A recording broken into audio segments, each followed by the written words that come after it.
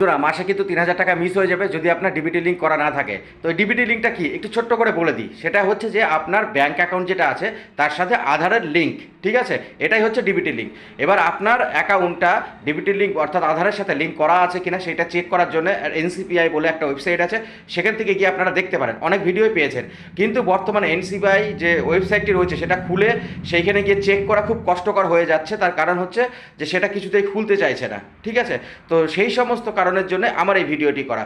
এনসিপিআই website ছাড়াও আপনারা check করে নিতে পারবেন যে আপনার অ্যাকাউন্টটি ডিবিটি লিঙ্ক অর্থাৎ আধার লিঙ্ক করা আছে কিনা।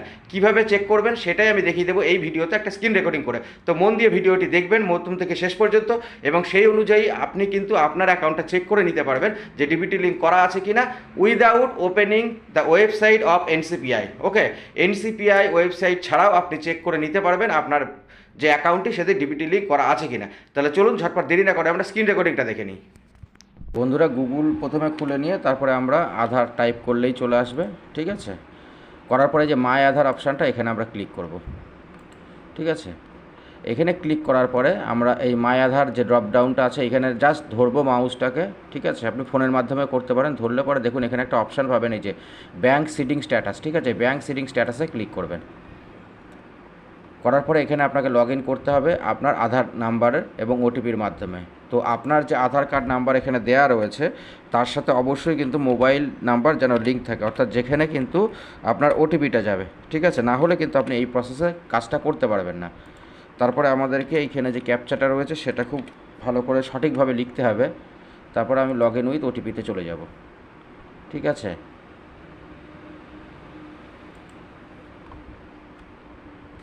2396N। এদের এই ক্যাপচাটা নিয়ে খুব ঝামেলা করে, ক্যাপচাটা প্রচণ্ড প্রবলেম তৈরি করে।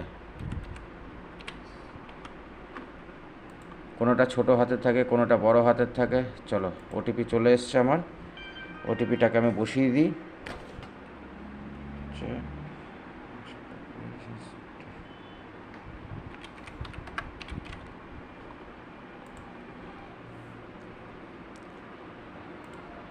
চলো লগ ইন করে নেব আমরা। আচ্ছা, এবার আমরা এখানে কোন অপশানে যাব? এই যে অপশানটা রয়েছে ব্যাঙ্ক সিডিং স্ট্যাটাস, ঠিক আছে? এই ব্যাঙ্ক সিডিং স্ট্যাটাসে আমরা ক্লিক করব। করলে পরে কিন্তু দেখুন এখানে পরিষ্কারভাবে আপনাকে দেখিয়ে দেবে যে আপনার আধার নাম্বারের সাথে কোন ব্যাংকের লিঙ্ক করা আছে। তো এই যে ব্যাঙ্ক সিডিং স্ট্যাটাস, এই যে গ্রিন কালার সবুজ কালারের যেটা দেখতে পাচ্ছেন, এইটা দেখে নেবেন যে এটা অ্যাক্টিভ আছে কিনা। যদি অ্যাক্টিভ থাকে তাহলে কোনো প্রবলেম নেই, অল ওকে।